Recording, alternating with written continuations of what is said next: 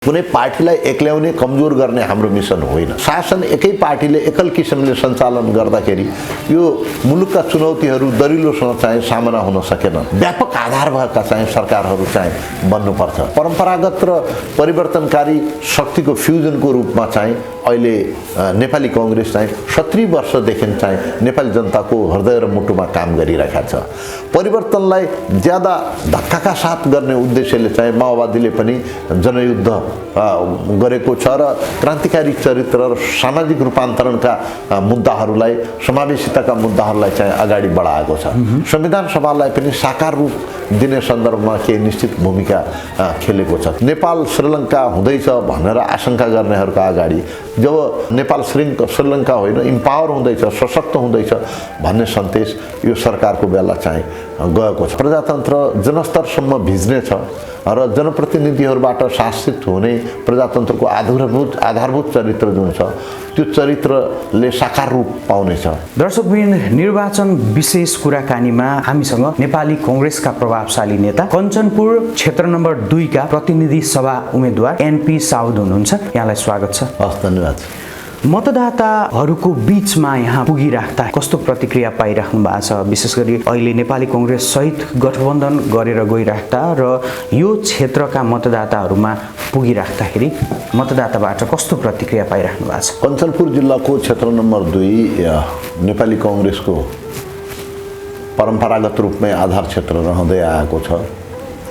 गएको निर्वाचनमा दुईवटा ठूला राजनैतिक दलहरूले गठबन्धन गरेर मात्रै नेपाली कांग्रेसलाई पराजित गरेको हो। नेपाली कांग्रेसको एक्लै पनि 25,000 भोट थियो र यसपटक नयाँ गठबन्धन बनेको छ, लोकतान्त्रिक वाम गठबन्धन। त्यो गठबन्धनको मतभार एमालेको तुलनामा लगभग दोब्बर नै छ। जनतामा निवर्तमान जनप्रतिनिधिहरूप्रति निराशा छ। जनतालाई जुन आशा अपेक्षा उनीहरूको थियो त्यो आशा अपेक्षा उनीहरूले पुरा गर्न सकेनन्। विकास निर्माणका सञ्चालित योजनाहरूलाई पूर्णता दिन सकेनन्। नयाँ विकास निर्माणका योजनाहरूलाई ल्याउन सकेनन् र जनसम्पर्क अभियानलाई पनि प्रभावकारी रूपमा उनीहरूले चाहिँ सञ्चालन गर्न सकेनन्। त्यसले जुन जनतामा निराशा छ, जनता उनीहरूसँग चाहिँ आक्रोशित भएको स्थिति हो। म गाउँठाउँ बस्तीमा गइरहेका छु। मैले सुरु गरेका कामहरू लथालिङ्ग परेका छन्। त्यसपछि निर्वाचित जनप्रतिनिधिहरूले पहिलेको सरकारले गरेका कुराहरूलाई निरन्तरता दिनुपर्नेमा त्यसलाई अगाडि नबढाइएको परिस्थिति छ। कलवापुर बेलौरी सडक पिचको ठेका भएको, त्यो पनि 3 वर्षभित्र पुरा गर्ने भनेर ठेका भएको आज 7-8 वर्ष भयो। त्यो अल्पत्र अवस्थामा छ। नाइलदेखि बुणरदेखि नाइल हुँदै बाणी बङ्करसम्म पुग्ने सडक हामीले चाहिँ अवार्ड गरेको आज कई वर्ष भइसक्यो, त्यो पनि अल्पत्र अवस्थामा छ। त्यसै गरेर हामीले चाहिँ कृष्णपुरको मालुबेलाबाट हामीले चाहिँ गुलरिया हुँदै धनगढी लैजाने सडकको ठेका अवार्ड गरिसकेका थियौँ। त्यो काम चाहिँ अल्पत्र छ। अगल बगलका मान्छेहरू धुलाम्य भएर गर्मीको याममा चाहिँ बडो त्रासदीपूर्ण अवस्थामा छन्। अरू पनि थुप्रै कामहरू छ। जनताको तटबन्धन कार्यक्रम अन्तर्गत नदी नियन्त्रण परियोजनाहरू मैले मेरो बेलामा चाहिँ लागू गरेका थिएँ, त्यसलाई अगाडि बढाइएको छैन। केही खहरेहरू जो चुरेबाट निस्किन्छन् र विशालकाय समुद्रको रूप लिएर केही घण्टाभित्रै ताण्डव देखाउँछन्, ती खहरेहरूलाई नियन्त्रण गरेर लैजानु पर्ने, तिनको व्यवस्थित गुरुयोजना बनाएर अगाडि बढाउनु पर्नेमा त्यतातिर चाहिँ कुनै ठोस काम हुन सकेको छैन। महाकाली तेस्रो परियोजना चाहिँ मेरो बेला सुरु भएको थियो, म सिँचाइ मन्त्री भएको बेला। अहिले चाहिँ त्यो फुलेलीसम्म पुगेको छ र त्यो ठेका अवार्ड गरेर यसलाई मालाखेतीसम्म लैजाने प्रबन्ध हुँदैछ। यसले चाहिँ घाडीघाटमा चाहिँ सिँचाइको सुविधा जिल्लाभरि नै हुन्छ। घाडीघाट एरियामा आवागमन र यसले चाहिँ नदी नियन्त्रणका सन्दर्भमा पनि योगदान दिनेछ भन्ने मैले विश्वास लिएको छु। आरक्षसँग पनि यो क्षेत्र जोडिएको छ। म चाहन्छु कि आरक्षले चाहिँ एउटा ट्रेन्च बनाएर या वायर सिस्टम लगाएर आरक्षले बाट आएका जीवजन्तुले चाहिँ बफर जोनका मान्छेहरूलाई विशेष गरेर त्यो बस्तीलाई चाहिँ दुःख नदियोस्। र आरक्षणसँग मैत्रीपूर्ण वातावरणमा चाहिँ त्यो समस्याको समाधान होस् भन्ने कोसिस छ। यो जोनापुर चाहिँ एरिया पिपलाडी जोनापुर भन्ने हाम्रो शुक्लाफाटाको 3 नम्बर वडा यो चाहिँ थारूहरूको चाहिँ भर्जिन बस्ती छ। यो एकदमै थारूहरू चौधरी थारूहरू मात्रै भएको बस्ती छ।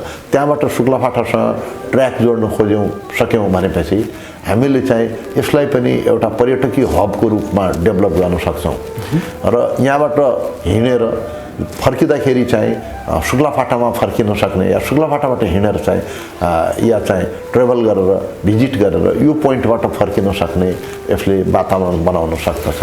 अहिले नगरपालिकाहरूले चाहिँ भूमिहीनहरूलाई या बसोबासीहरूलाई लालपूर्जा दिने प्रक्रिया अगाडि बढिरहेका छ। यसलाई चाहिँ नेपाली कांग्रेसले तदारुकता दिएर चाहिँ यो तत्काल इलेक्सन पछि लालपूर्जा जनताको हातमा पार्नेछ र यसरी लालपूर्जा दिँदाखेरि आफ्नो जग्गा आफै किन्नुपर्ने जसरी धेरै ज्यादा चाहिँ यसको मुआवजा रकम तोकेको छ त्यसको ठाउँमा हामी यसलाई चाहिँ सस्तो बनाएर सुपथ मूल्यमा जनतालाई चाहिँ हामी लालपूर्जा वितरण गर्नेछौँ। विशेष गरी अघिल्लो निर्वाचन भन्दा अहिले परिदृश्य अलिकति केही बदलिएको छ। पहिले वाम गठबन्धन थियो, अहिले वाम लोकतान्त्रिक गठबन्धन निर्माण भएको छ। वाम लोकतान्त्रिक गठबन्धन सत्ता साझेदार दलहरू बीचको वाम लोकतान्त्रिक गठबन्धन प्रति चाहिँ जनताको विश्वास कस्तो पाउनु भएको छ? 2-3वटा काम अहिलेको सरकारले चाहिँ राम्रो र सकारात्मक गरेछ।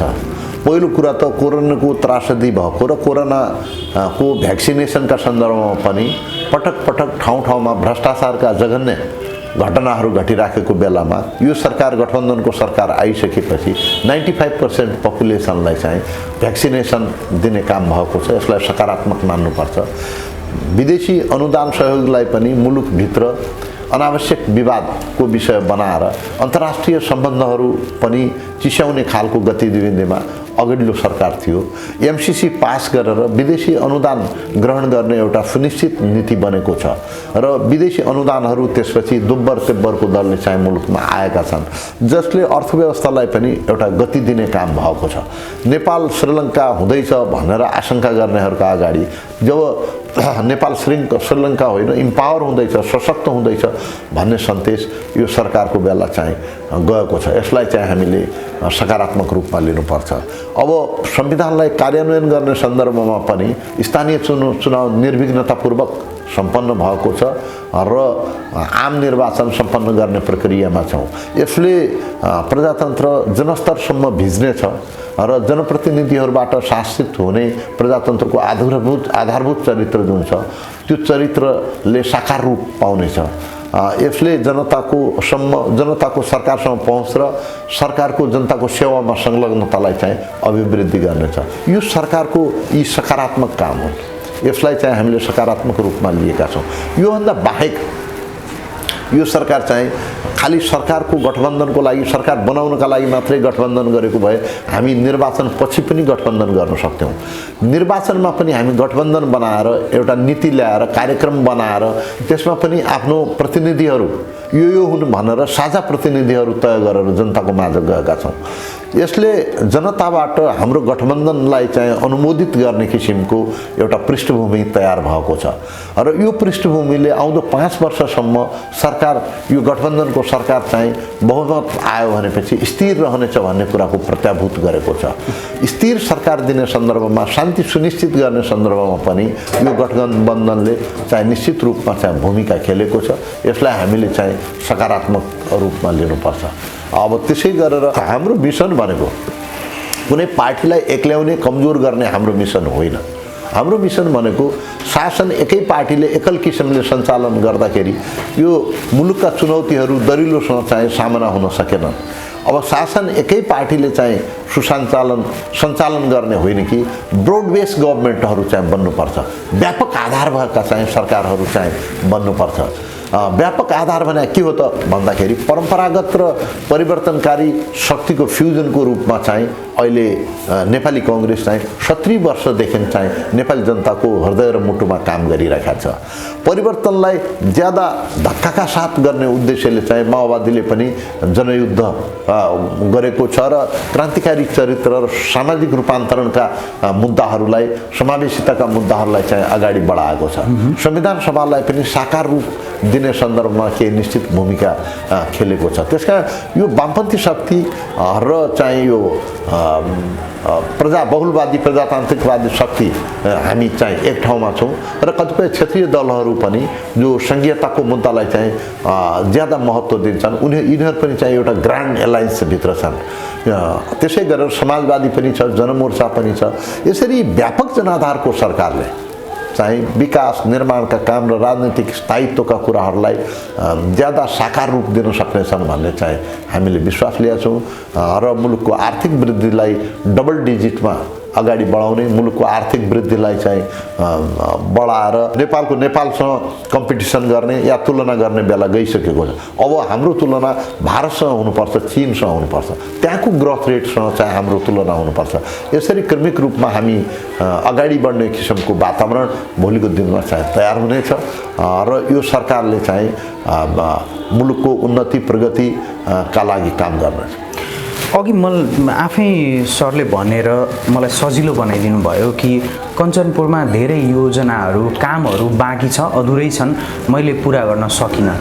यो विशेष गरी सुदूरपश्चिम प्रधानमन्त्रीको गृह प्रदेश हैन, तपाईहरू जस्ता भेटरान प्रभावशाली नेताहरूको क्षेत्र, यो जनता, आधारभूत तहका जनताहरूको एउटा विकासप्रतिको भोग, समुन्नतिप्रतिको भोग चाहिँ अझै पनि त्यही 10 वर्ष अगाडि अथवा 20 वर्ष अगाडि फर्किएर हेर्दा जुन तहको थियो अहिले पनि त्यही तहको छ नि? किन? हेर्नुहोस्, तपाईँ चाहिँ पत्रकार मित्रहरूले म मन्त्री भएको बेला तत्कालीन जिल्ला विकास समितिको प्रतिवेदन हेर्नुहोस्, कञ्चनपुरको बजेट चाहिँ डबल भएको छ। सारा खोला नालामा चाहिँ तटबन्धनको व्यवस्था भएको थियो, पुलेसा बनेका थिए, पूर्वाधारको क्षेत्रमा राम्रो काम भएको थियो, स्कुलहरूलाई अपग्रेड गर्ने चाहिँ कामहरू भएको थियो, स्वास्थ्य चौकीहरू निर्माण गर्नेतिर चाहिँ हामीले पहल कदमी लिएका थियौँ।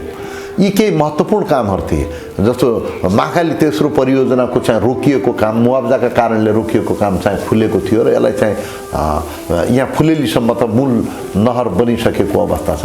त्यसमा हाम्रो बेला चाहिँ केही हामीले चाहिँ काम गऱ्यौँ, तर हामी त्यो बेला संविधान सभाको सदस्य चाहिँ सांसद बन्ने उद्देश्यले, विकासको उद्देश्यले, विकासको नाराका आधारमा मात्रै निर्वाचित भएका थियौँ। हामी संविधान बनाउने उद्देश्यका साथ निर्वाचित भएका थियौँ र जब संविधान बन्यो त्यसपछि हामी भूतपूर्व हुनु स्वाभाविकै हो। हामी चाहिँ आफ्नो मूल कार्यभार सम्पन्न गरिसकेपछि फेरि निर्वाचनमा आयो। दुईटा ठुला वामपन्थी गठहरूले वाम गठबन्धन बनाएर आउँदाखेरि हामी चाहिँ त्यो बेला पराजित हुन पुग्यौँ। हामी पराजित भइसकेपछि विकासको जुन यात्रा हामीले सुरु गरेका थियौँ, विकास निर्माणका आयोजनाहरू, निर्माणको प्रक्रिया जुन हाम्रो बेला सुरु भएको थियो त्यो ठप्प भयो। मैले कतिपय पुलेसा बाटोघाटो यस्ता छन् कि 1 मिटर पनि पिच अगाडि बढाएको छैन, 1 मिटर तटबन्ध अगाडि बढाएको छैन, पुलमा एउटा इँटा थपिएको छैन। आरक्षकको समस्या समाधान गर्छौँ भनेर धेरै लामो समयदेखि भाषण दिइराखेका कतिपय दाजुभाइ दिदीबहिनीहरू का अगाडि झुटा बोलिराखेका अहिले चाहिँ एमालेका नेताहरूले चाहिँ जवाफ दिनुपर्छ। एनपी साउदले चाहिँ एउटा न्यायिक आयोग बनाएर आरक्षक पीडितहरूको सङ्ख्या यकिन गर्ने र उनीहरूको मुआवजाको बारेमा चाहिँ छलफलबाट टुङ्ग्याउने गरेर यत्रो प्रक्रिया अगाडि बढिसकेपछि आज 5 वर्षसम्म उनीहरूले एकजनालाई चाहिँ मुआवजा दिन सकेनन् र नेपाल सरकारको क्याबिनेट स्तरबाट एउटा ठोस निर्णय पनि यस सन्दर्भमा गर्न सकेनन्। यो अहिले आयोग बनेको छ र आयोगलाई चाहिँ यसको 6 महिनाको टिओआर छ। 6 महिनाभित्र यसले काम गर्न सक्यो भने सक्यो, नत्र यसको 6 महिना टिओआर थपेर 6 महिनाभित्र यो कार्यदलले चाहिँ केही महत्त्वपूर्ण रिकमेन्डेसनहरू चाहिँ गर्नेछ। छुटपिट भएका मान्छेहरू कोही छन् र जोसँग निस्सा प्रमाण छ तिनीहरूको नाउँ थपिनेछ, तर हामीले चाहिँ भएका यकिन गरिएका जुन ठाकुर आयोगले यकिन गरिएका जुन पीडितहरूको सङ्ख्या छ त्यसमा धेरै ठुलो र व्यापक परिवर्तन नगरिकन तिनीहरूलाई एउटा एमिकेबल उनीहरूसँग वार्ता छलफल गरेर एउटा छलफलबाट उनीहरूको आवासका लागि जग्गा र उनीहरूको क्षतिपूर्ति बापत मुआवजा बापत केही रकम दिएर चाहिँ यो समस्यालाई चाहिँ हामी समाधान गर्ने पक्षमा छौँ। अहिले कञ्चनपुरको जमिन वर्षौँदेखि 60औं वर्षदेखि चाहिँ धेरै ज्यादा नापी नक्सा हुन सकेका छैन। त्यसकारण चाहिँ यो कञ्चनपुरको जमिन नापी नक्सा नहुँदाखेरि 3 पुस्तादेखि आबाद गरेर बसेका ठुला ठुला घर बिल्डिङ बस्ती बसाएका मान्छेहरू पनि वास्तवमा कानुनी रूपमा हेर्ने हो भने सुकुम्बासी जस्तै छन्। उनीहरू आफ्नो जग्गाको आफै मालिक हुन सकेका अवस्थामा छैन। अहिले चाहिँ नगरपालिकामा 3वटा नगरपालिकामा नेपाली कांग्रेसको बहुमत छ। कृष्णपुरमा पनि बहुमत छ, हामी नै जितेका छौँ। यता चाहिँ बेदकोटमा पनि हामी जितेका छौँ। यो शुक्लाफाटामा पनि चाहिँ हाम्रो बहुमत छ। हामीले चाहिँ कन्सल्टेन्ट राखेर पनि यो चुनावको बेला पनि हामीले चाहिँ नापी नक्साको काम गरेका थियौँ। निर्वाचन आयोगले अहिले रोक्यो। यसलाई निर्वाचनको तत्काल पछि चाहिँ हामी गाउँठाउँमा चाहिँ जग्गा वितरणको प्रक्रियालाई पनि प्रभावकारी किसिमले अगाडि बढाउँछौँ। यहाँले भन्नुभयो कि विशेष गरी अब यो काम हामीले गरेका छौँ। पक्कै पनि यहाँको जनताले मतदाताले हाम्रा देश विदेशमा हेर्दै गर्नुभएका दर्शकले यहाँले गर्नुभएको कामको पक्कै मनन गर्नुहुनेछ। सँगसँगै एउटा आम जनतामा शुभचिन्तकमा कांग्रेसजनमा एउटा खड्किएको प्रश्न चाहिँ के छ भन्दा एउटा त्यो बेला एउटा ओज भएको नेता एनपी साउद अहिले कता कता हराउनु भयो कि अथवा कहीँ अलमलमा पो हुनुहुन्छ कि जस्तो देखिएको छ भन्ने एउटा आम जनताको होइन म चाहिँ शुभेच्छुकको त्यो मनमा खड्किएको प्रश्न किन यस्तो भयो अलिकति प्रश्न पार्दिनु। होइन म चाहिँ लगातार जनताका बीचमा छु र राष्ट्रिय राजनीतिमा पनि आफ्नो तर्फबाट खेल्नुपर्ने भूमिका मैले आफ्नो प्रभावशाली किसिमले चाहिँ खेलेकै छु। तर अब निर्वाचन यो डेमोक्रेसी भनेको चाहिँ निर्वाचनसँग जोडिन्छ। कतिपय साथीहरू समानुपातिकबाट निर्वाचित भए, कतिपय साथीहरू प्रत्यक्षबाट निर्वाचित भए। यसरी चाहिँ निर्वाचित साथीहरू सांसद भएर उनीहरूको सरकारमा भूमिका हुने नै भयो नेपाली कांग्रेसको नेतृत्व सरकार बन्दाखेरि। अब म जहिले पनि यो क्षेत्रबाट निर्वाचित भएको छु। मैले मेरो पार्टीले चाहिँ मलाई महत्त्वपूर्ण जिम्मेवारी सरकारमा पनि चाहिँ दिँदै आएको छ। अब म आफू निर्वाचित हुन नसकेको अवस्थामा चाहिँ राष्ट्रिय राजनीतिमा जिम्मेवारी पाउने कुरा कानुनमा पनि चाहिँ सम्भव थिएन। त्यसकारण मैले यसलाई चाहिँ अन्यथा रूपमा लिएको छैन। म जनताका बीचमा लगातार गएको छु, पार्टीको काम पनि गरिरहेको छु। प्रजातन्त्रलाई संस्थागत गराउने कुरामा म चाहिँ संलग्न छु। प्रजातन्त्रलाई संस्थागत नगरिकन हाम्रा मुलुकका यावत समस्याहरूको कुनै निकास हुन सक्दैन भन्ने कुरामा पनि म चाहिँ संलग्न छु। अहिलेको अवस्थामा विकास निर्माणका जति पनि कुराहरू छन् ती विकास निर्माणका कुराहरूका बारेमा पनि म पदमा भए पनि नभए पनि मैले चाहिँ इमान्दारितापूर्वक ती आयोजनाहरूको कामलाई चाहिँ अगाडि बढाउने, सरकारलाई दबाब दिने सबै काममा म संलग्न छु। अब अलिकति कांग्रेसको राजनीतिको सन्दर्भ पनि जोडिहाल्छु। 14औं महाधिवेशनमा महामन्त्रीको दाबी गर्नुभएको थियो यहाँले। केन्द्रीय सदस्यमा लोकप्रिय मतको साथ जित्नु पनि भयो। पार्टीको राजनीतिमा पनि कतै अलिकति पछि पर्नु भएको हो कि भन्ने आम जनचासो छ र यससँगै अबको राजनीतिक यात्रा, पार्टीको राजनीतिक यात्रा कस्तो हुन्छ? हाम्रो आदरणीय नेता शेरबहादुर देउपा नेपाली कांग्रेसको सभापति पनि हुनुहुन्छ, उहाँ प्रधानमन्त्री पनि हुनुहुन्छ, हाम्रो अभिभावकीय व्यक्तित्व पनि चाहिँ हुनुहुन्छ। उहाँले चाहिँ पार्टीमा सभापतिमा चाहिँ लड्दाखेरि मैले तपाईलाई चाहिँ यही दिनुपर्छ, मलाई पनि म पनि यसमा लड्छु भनेर उहाँलाई मैले असजिलो पार्नु चाहिँ उपयुक्त थिएन। उहाँलाई चाहिँ पूर्व पश्चिम उत्तर दक्षिण सबै नेपालको चाहिँ प्रतिनिधित्व हुने गरेर चाहिँ टिमको निर्धारण गर्नुपर्ने बाध्यता थियो। त्यसकारण म चाहिँ सभापतिजीलाई चाहिँ सहयोग गर्नु नै उपयुक्त हुन्छ भनेर मैले चाहिँ पदको लागि चाहिँ ज्यादा लालसा गरेन। पदको लागि मैले चाहिँ लालसा गरेन र मैले चाहिँ सभापतिजीलाई चाहिँ जिताउने कुरामा चाहिँ म मूलतः केन्द्रित रहेँ। किनभने उहाँले चाहिँ एउटा विशिष्ट राजनीतिताको हैसियत बनाउनु भएको छ, सबै राजनीतिक दलहरूलाई एक ठाउँमा ल्याउनु भएको छ, मुलुकका चुनौतीहरूलाई समाधान गरिराख्नु भएको छ। यस्तोमा चाहिँ उहाँलाई चाहिँ हेम्पर गर्नु उपयुक्त थिएन भन्ने मलाई लाग्यो। अहिले पनि मेरा भाइहरू चाहिँ मेरा साथीहरू जिम्मेवारीमा छन्। म त्यस्तो लघुताभास राख्ने मान्छे होइन। समयले परिस्थितिले जुन बेला मलाई चाहिँ जिम्मेवारीका लागि उपयुक्त सोच्ला म त चाहिँ पार्टीमा चाहिँ के काम गरौँ, पार्टीका साथीहरूको मनोभावना अनुसार काम गरौँ भनेर नै पार्टीमा संलग्न छौँ। अहिले पनि पार्टीका साथीहरूले तपाईँले देख्नै भएको छ, तपाईँले नै भन्नुभएको छ, देशभरिका साथीहरूले डाक्टर शशाङ्क कोइराला पछि मलाई चाहिँ ठुलो अभिमत दिएका छन्, माया गरेका छन्, स्नेह गरेका छन्। यसलाई मैले एउटा मेरो आफ्नो प्रोपर्टीको रूपमा ठुलो सम्पत्तिको रूपमा मैले लिएको छु। आउँदा दिनमा म साथीहरूको मनोभावना अनुसार चाहिँ म अगाडि बढ्नेछु। अब शेरबहादुर दाइले चाहिँ दोस्रो पटक म सभापति बन्छु, एकचोटि फेरि बन्छु, विधानले त्यही दिएछ भनेपछि उहाँलाई चाहिँ बाधा अड्काउ गर्ने काम चाहिँ मेरा लागि सम्भव पनि थिएन, उपयुक्त पनि थिएन। सँगसँगै हामी कार्यक्रमको अन्तिम चरणमा छौँ। विशेष गरी कञ्चनपुर 2 का मतदातालाई के भन्न चाहनुहुन्छ र देश विदेशमा जसले हामीलाई हेरिरहनु भएको छ उहाँहरूलाई के अपिल गर्न चाहनुहुन्छ? कञ्चनपुर 2 चाहिँ पूर्वदेखि पश्चिमसम्म राजमार्गसँग जोडिएको छ। आउने मान्छे पक्की राजमार्गमा गाडीमा चाहिँ आएपछि यो क्षेत्र विकसित छ भन्ने किसिमको अनुभूति लिएर काठमाडौँतिर जाँदाखेरि पनि त्यही अनुभूति लिन्छ, फर्केर महेन्द्र आउँदा पनि त्यही। तर यथार्थ वस्तुस्थिति त्यो होइन। घाडीघाट एरियामा जनताका दुःख र कष्टहरू छन्। दक्षिणतिर आरक्षणसँग जोडिएका ठाउँमा पनि जनताका दुःख र कष्टहरू छन्। 24वटा यहाँ चाहिँ शिविरहरू छन्। कमैयाका शिविरहरू 17-18वटा छन्। 4-5वटा चाहिँ यो आरक्षण पीडितहरूका शिविर छन्, बाढी पीडितहरूका शिविर छन्, हलियाहरूका शिविरहरू छन्। यो सीमान्तकृत मान्छेहरू, डिलमा पिजमा बसेका मान्छेहरू बसेको यो बस्ती हो। यहाँ चाहिँ 25-26% चाहिँ यहाँ आदिवासी जनजाति थारू मतदाता पनि बसिरहेका छ। उनीहरू पनि विकासको मूलधारमा चाहिँ ल्याउने काम अहिले पनि हुन सकेका छैन। यी हाम्रा क्षेत्रका चुनौती हुन्। यी चुनौती चाहिँ एउटा भिजनरी लिडरसिपले, एउटा उपयुक्त दृष्टिकोण भएको लिडरसिपले मात्रै यी चुनौतीको सामना गर्न सक्छ। मलाई पुरा विश्वास छ, जनताले मलाई विश्वास गरेका खण्डमा 5 वर्षभित्र म आधारभूत समस्याहरूलाई चाहिँ समाधान गर्छु र विकासको क्षेत्रमा चाहिँ हाम्रो यो निर्वाचन क्षेत्रले छलाङ लगाउने किसिमको वातावरण निर्माण गर्छु। दर्शकवृन्द, आज हामीले निर्वाचन विशेष संवादमा नेपाली कांग्रेसका प्रभावशाली नेता, केन्द्रीय सदस्य, पूर्व मन्त्री एवं कञ्चनपुर क्षेत्र नम्बर 2 का प्रतिनिधि सभा सदस्य उम्मेदवार एनपी साउदसँग कुराकानी गर्यौं।